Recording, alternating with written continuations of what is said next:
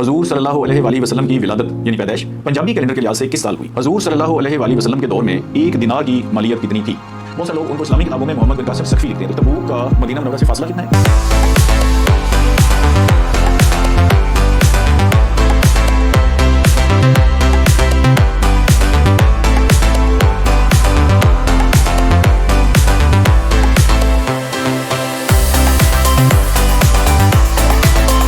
بسم اللہ الرحمن الرحیم۔ ابھی ہمارے دو مہمان تشریف فرما ہیں۔ پہلے ہیں یوسف خالد صاحب، آپ بیسیکلی ایم بی آپ نے کیا ہوا ہے لنڈن سے، فارن کوالیفائڈ ہیں، شرق پور شریف سے تعلق ہے، لاہور کے ساتھ ہی آپ کو پتہ ہے بہت مشہور جگہ ہے، بڑا روحانی مرکز ہے، اور چغتائی لیب میں آپ کام کرتے ہیں، آپ کو ہم خوش آمدید کہتے ہیں۔ اور دوسرے ہمارے مہمان ہیں تنزیل آصف ملک صاحب، آپ کا تعلق بہاولپور سے ہے لیکن لاہور میں پنجاب یونیورسٹی میں آپ LLB کے اسٹوڈنٹ ہیں، تو مستقبل میں یہ وکیل تو بننے ہی بننے ہیں، ہو سکتا ہے جج بن جائیں اور ہو سکتا ہے جسٹس بن جائیں۔ اسی کی برکت سے ہم دونوں کے لیے بہت دعا گو ہیں، اور یہ بڑی بات ہے کہ دونوں آپ ینگ ہیں ماشاءاللہ۔ اس طرف رجحان لگ جانا، آ جانا، یہ اللہ تعالیٰ کی بہت بڑی نعمت ہے۔ ادروائز جتنی اس وقت خرافات ہیں، جتنی برائیاں ہیں، جو گند ہے اویلیبل بہت ایزیلی فون کے اوپر ہر جگہ پہ، اس سے اگر اللہ تعالیٰ اس غلاظت اور گندگی سے نکال کے اس طرف لگا دے سیرت النبی صلی اللہ علیہ وآلہ وسلم کی طرف، تو اس جیسا کوئی شخص خوش قسمت نہیں ہے۔ اور یہ چلیں کیش پرائز ہو گئے یا باقی تحفے ہو گئے، وہ تو ایک دنیاوی عزت ہے۔ بیسیکلی جو عزت ہے کہ میں ان لوگوں کو کہتا ہوں کہ یہ ریئل ہیروز ہیں، ان کو کاپی کرنا چاہیے۔ ہیرو کا مطلب ہوتا ہے کہ اس کی ہم کاپی کریں، ان جیسا بننے کی کوشش کریں کہ ہم جوانی میں اس طرف لگیں، تو بہت بڑی بات ہوگی۔ یوسف خالد صاحب، اب میں سوالات کا سلسلہ شروع کرنے لگوں۔ پہلا سوال جیسے کہ آپ کو ہم نے بتایا کہ 1000 روپے کا ہے۔ سوال آپ سے یہ ہے، ابراہ نے کس ملک کے کس شہر میں ایک شاندار عبادت گاہ یعنی گرجا تعمیر کروایا تھا؟ تو آپ نے اس میں ملک کا نام بتانا ہے اور شہر کا نام بتانا ہے۔ ابراہ نے کس ملک کے کس شہر میں ایک شاندار عبادت گاہ یعنی گرجا تعمیر کروایا تھا؟ ابراہ نے مکہ میں، اور جو خانہ کعبہ کے مقابلے میں کروایا تھا، تاکہ لوگوں کو خانہ کعبہ کو چھوڑ دے اور اس کی طرف، لیکن وہ چیز ناکام ہو گئی۔ اچھا، آپ کا جواب درست نہیں ہے، وہ تھیم آپ کا درست ہے، لیکن بات وہ سوال کے جواب بولا تھا یہ یمن میں اس نے بنوایا تھا۔ مکہ میں تو خانہ کعبہ ہے نا، یمن الگ ملک ہے، اس کا کیپٹل ہے صنعا، ابھی بھی صنعا ہی ہے۔ تو صنعا جو ہے اس میں اس نے ایک گرجا تعمیر کرایا تھا، اور اس کا بالکل اگلی بات آپ کی ساری ٹھیک ہے، لیکن پھر آپ کا جواب جو ہے وہ بدقسمتی سے درست نہیں ہے۔ تنزیل آصف ملک صاحب سے جی وہی 1000 کا سوال ہے۔ حضور صلی اللہ علیہ وآلہ وسلم کی ولادت یعنی پیدائش پنجابی کیلنڈر کے لحاظ سے کس سال ہوئی؟ 628 بکرمی کا سال۔ 628 بکرمی، جواب درست ہے، ویری گڈ۔ تو ناظرین یہ ہے کہ یہ بکرمی جو پنجابی کیلنڈر ہے، آپ کو پتہ نا جیسے انگلش کیلنڈر ہے ابھی 2025 چل رہا ہے، تو اس طرح پنجابی کا کیلنڈر جو ہے وہ الگ ہوتا ہے، اور یہ 2082 ابھی چل رہا ہے۔ بکرمی جیت بے لکھا ہوتا ہے یا بکرمی لکھا ہوتا ہے، جواب بالکل آپ کا ٹھیک ہے۔ اچھا یوسف خالد صاحب، آپ سے دوسرا سوال ہے، اور یہ 2000 روپے کا سوال ہے، مالیت ایسے بڑھتی چلی جائے گی۔ سوال ویسے یہ میرے خیال میں تو بہت آسان ہے، انشاءاللہ آپ کو آ جائے گا۔ حضور صلی اللہ علیہ وآلہ وسلم کے دور میں ایک دینار کی مالیت کتنی تھی؟ دینار کی بات کروں۔ 3000 روپے۔ آپ کا جواب درست نہیں ہے۔ دینار اس وقت دیکھیں روپے تو نہیں ہوتے تھے نا، اس وقت تھا نا سونا اور چاندی، تو دینار جو ہوتا تھا وہ سونے کا ہوتا تھا 4.25 گرام، یعنی 4.25 گرام سونے کو ایک دینار گنتے تھے، اور سونے کا مطلب ہے 22 کیرٹ کا سونا، جو 22 کیرات کا ہوتا ہے نا، کیونکہ ایک تو اینٹ ہوتی ہے نا 24 کیرات والی، وہ نہیں، 22 کیرٹ کا سونا جو زیور میں سب سے خالص سمجھا جاتا ہے، ٹھیک ہے نا، 24 والے کو تو زیور نہیں بنتا، تو 4.25 گرام سونا، اس کو کہتے تھے دینار۔ تو اب دیکھیں نا، کوئی کہتا ہے جی فلاں نے 100 دینار صدقہ کیا، تو ہمیں سمجھ آ جائے گی کہ اس کی مالیت پھر ہم نکال سکتے ہیں۔ تنزیل آصف ملک صاحب، آپ سے یہ سوال ہے، حضور صلی اللہ علیہ وآلہ وسلم کے دور میں ایک درہم کی مالیت کتنی تھی؟ اب ان سے میں نے دینار پوچھا تھا، آپ نے درہم کی بتانی ہے، کیونکہ یہ دونوں بہت استعمال ہوتی ہیں ٹرمز۔ 2.79 گرام۔ گرام کیا؟ चांदी। चांदी, यस, जवाब दुरुस्त है, वेरी गुड। दिनार देखे ना, जैसे कि मैंने अर्ज किया कि सोने का था और उसकी 4.25 ग्राम बनता है एक दिनार सोना, और ये चांदी में दिरहम होते हैं 2.97 ग्राम, यानी 3 ग्राम से थोड़ा सा कम चांदी। तो अब कहीं भी इस्लामी तारीख में बात हो या हमारे ये जुमे के खुतबे में बहुत ज़्यादा बताई जाती है कि दिरहम दिनार, क्योंकि करेंसी उस वक्त ये थी, तो हम उसको फिर अपनी करेंसी में कन्वर्ट करके पूरी बात का पता कर सकते हैं।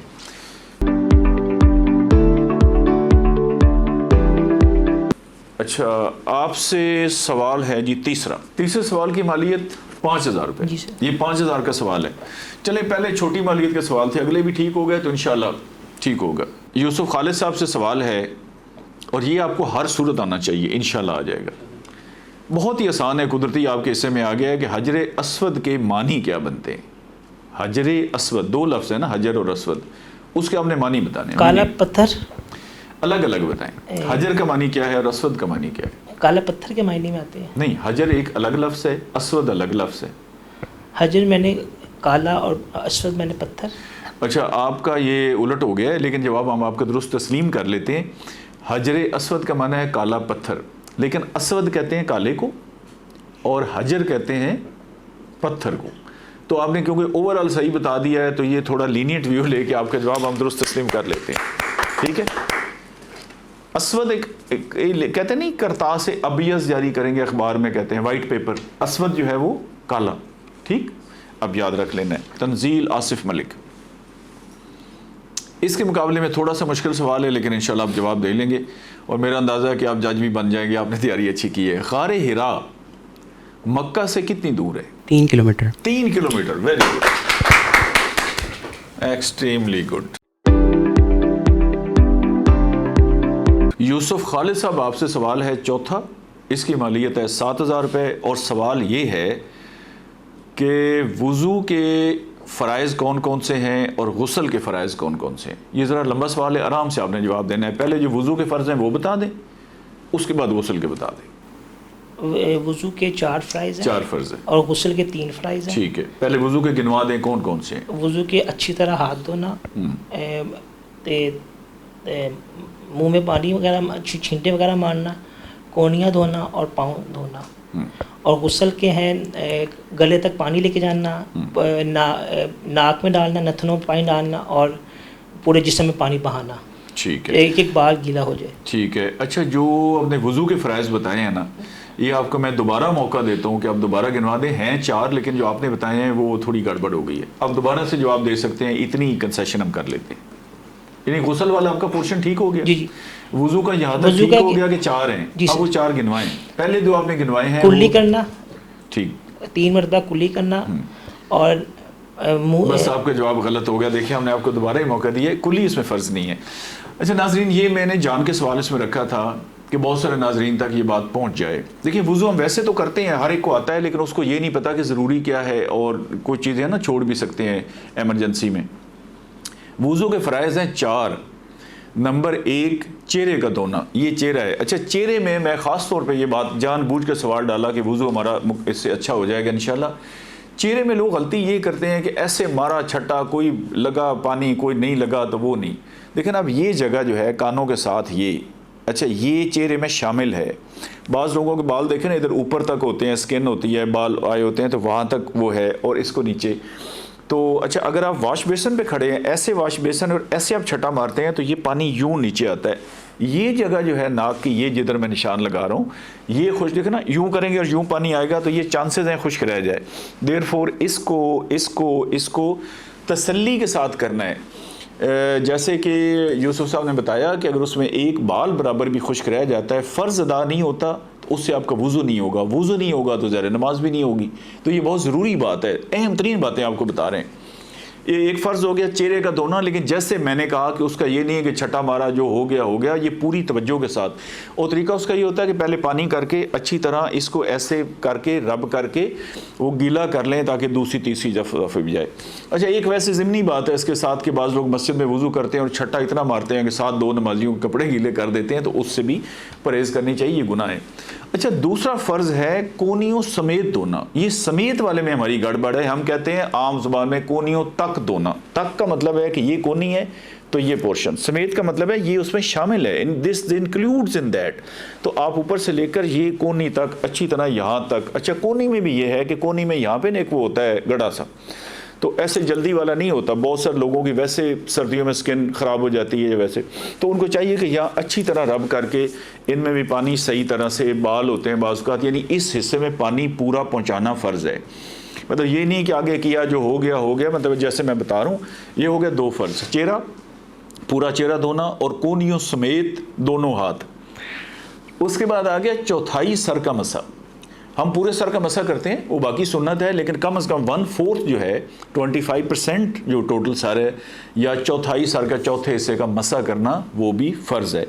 اور آخری فرض یہ ہے کہ ٹخنوں سمیت دونوں پاؤں دھونا۔ اب سمیت پہ میرا بہت زیادہ زور ہے کہ ٹخنوں میں بھی، ٹخنوں کے نیچے گڑا سا ہوتا ہے اس میں، اچھا ایک انگلیوں میں پانی نہیں جاتا عام طور پہ، اس کو ہم پھر خلال کرتے ہیں۔ اچھا اب میں نے بہت لوگوں کو دیکھا ہے، وہی میں کہتا ہوں پتہ نہیں دماغ کدھر گیا ہوا ہے، یا تو کوئی خوراک ہماری ایسی ہے اس میں پرابلم ہے یا کیا ہے۔ اب پاؤں میں مطلب میں پاؤں نیچے ادھر دکھا نہیں رہا کیمرے پہ، مطلب یہ فرض کریں میرے پاؤں کے انگلیاں ہیں، تو یہ اوپر سے اگر آپ ایسے کریں گے تو انگلی نہیں کھلے گی، یہ نیچے سے اس انگلی سے آپ ایسے کھولیں گے تو یہ ان میں گیپ آتا جائے گا۔ اچھا یہ تو اس لیے کرنا ہے کہ یہ کھلے، یہ ایسے جڑی ہوئی ہیں، یہ کھلے گی تو اوپر پانی اندر تک پہنچے گا۔ اچھا اب ہم کیا کرتے ہیں، اکثریت کی بات کر رہا ہوں، پانی پڑ رہا ہے کہیں پاؤں میں اور جگہ پہ اور وہ ایسے کھولے جا رہے ہیں، تو اس کا تو فائدہ ہی کوئی نہیں ہے۔ تو سمپل یہ ہے کہ جہاں پہ آپ پانی مطلب انگلی ہے وہیں اس کے اوپر پانی آئے گا تو اندر جائے گا، پھر اس طرح کر کے، اور ٹخنے کے پیچھے بھی جیسے میں نے کہا پاؤں کو احتیاط سے دھونا کہ اس کی کوئی جگہ خشک نہ رہ جائے۔ یہ 4 فرض ہیں، ان میں اگر کوئی ذرا برابر بھی فرق پڑتا ہے تو وضو نہیں ہوتا۔ غسل کا میں بتا دیتا ہوں، یوسف خالد صاحب نے غسل کے فرائض بالکل صحیح بتائے، وضو کے 4 اور غسل کے 3۔ ایک ہے کلی کرنا یا غرارہ کرنا۔ اچھا کلی اور غرارے میں کیا فرق ہے؟ غرارہ اصولاً تو یہ ہے نا کہ ایسے کر کے یہ جو پانی لے کے جاتے ہیں یہاں تک، لیکن اگر آپ نے روزہ رکھا ہو اور ایسے کریں گے تو چانسز ہیں کہ وہ پانی آپ کے اندر جا سکتا ہے، لہٰذا روزے کی حالت میں حکم ہے کہ آپ غرارہ نہیں کریں گے، پھر آپ کلی کریں گے، اور اگر روزہ نہیں ہے تو پھر آپ یہاں تک غرارہ پورا ایسے اوپر کر کے۔ اچھا اس کے بعد ناک میں پانی ڈالنا، وہ جو یہ ہڈی ہوتی ہے نا ادھر تک پانی پہنچانا ہوتا ہے، اور تیسرا پورے جسم پہ پانی ڈالنا، مطلب ایک دفعہ کم از کم وہ گیلا ہو جائے، اس کا کوئی ایک بال بھی خشک نہ رہے۔ یہ کیونکہ غسل اور وضو سے ہمیں ہر وقت واسطہ پڑتا ہے، وضو تو دن میں 5 دفعہ کرنا ہی کرنا ہے نا، تو اس لیے اس پہ تھوڑی ہم نے وضاحت سے بات کی ہے۔ اب سوال ہے جی تنزیل آصف ملک صاحب سے، اور یہ تھوڑا اس سے مشکل سوال ہے، یہ پتہ نہیں وکیلوں پہ مشکل سوال قدرتی آ رہے ہیں، ان پہ آسان آ رہے ہیں۔ اچھا سوال یہ ہے کہ ایک میں ترجمہ پڑھنے لگوں، آپ نے وہ ٹرانسلیشن غور سے سننی ہے، اسی کتاب کے اندر سے ہے، اس میں آپ نے بتانی ہے کہ یہ کس سورت کی کس آیت کا ترجمہ ہے۔ میں اب الفاظ پڑھتا ہوں۔ جب یہ منافق نماز کے لیے اٹھتے ہیں تو بے دلی سے اٹھتے ہیں لوگوں کو دکھانے کے لیے۔ یہ قرآن پاک کی ایک آیت کا ترجمہ ہے جو کہ اس کتاب کے اندر ہے، میں دوبارہ پڑھ دوں۔ جب یہ منافق نماز کے لیے اٹھتے ہیں تو بے دلی سے اٹھتے ہیں لوگوں کو دکھانے کے لیے، منافق بریکٹ کے اندر ہے۔ آپ نے پہلے سورت یاد کریں اور اس کی آیت نمبر۔ سورۃ المائدہ آیت نمبر 67۔ نہیں، ایک چانس ان کو بھی دیا تھا، ایک چانس آپ کو اور دیتے ہیں۔ 37۔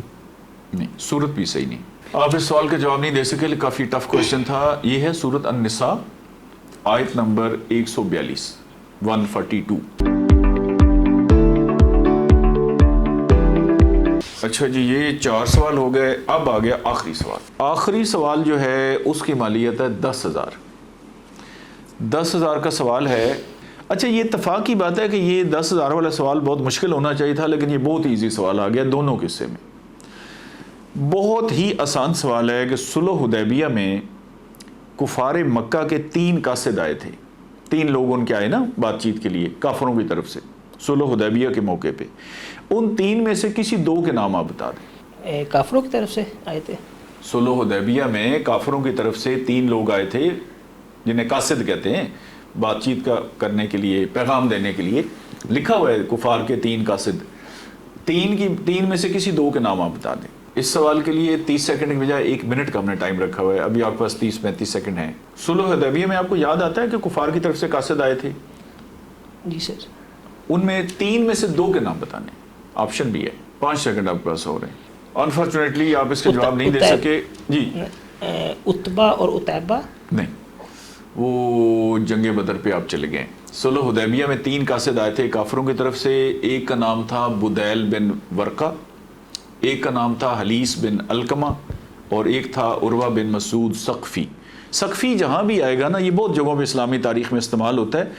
یہ بیسیکلی قبیلہ ہے بنو ثقیف. جیسے ہم کہتے ہیں نا یہاں ملک صاحب, اب تنزیل آصف ملک صاحب ہیں, یا کوئی شاہ صاحب ہیں, کوئی چودھری صاحب ہیں, یہ قبیلوں کے نام بہت ہوتے تھے. بنو ثقیف قبیلہ ہے طائف کے اندر.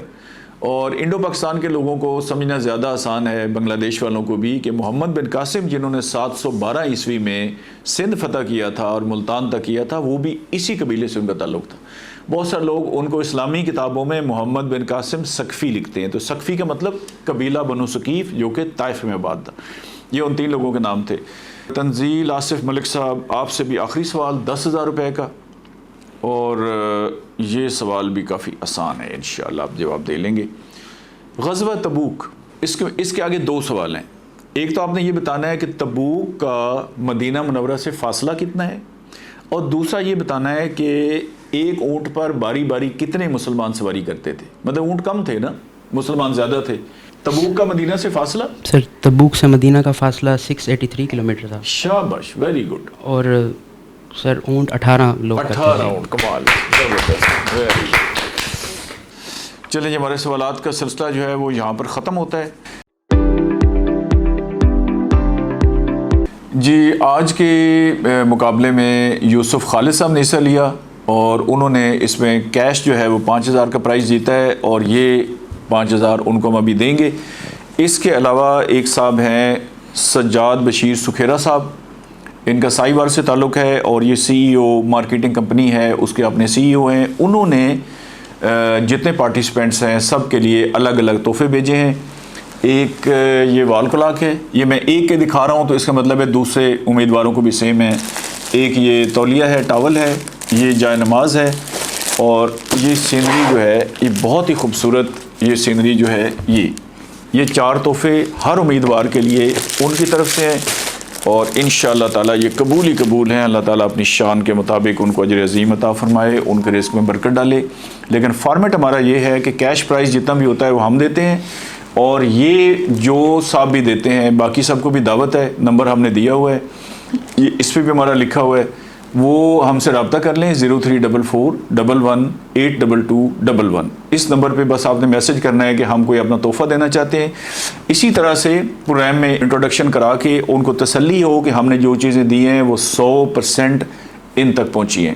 یہ اللہ اور اللہ کے رسول کے مہمان ہیں, اور یہ ہمارے ریئل ہیروز ہیں. تو میں ریکویسٹ کروں گا یوسف خالد صاحب سے کہ وہ تشریف لائیں اور اپنا کیش اور باقی چیزیں مجھ سے ریسیو فرمائیں. بہت بہت شکریہ. جی ویلکم. یہ جی جائے نماز, ماشاء اللہ.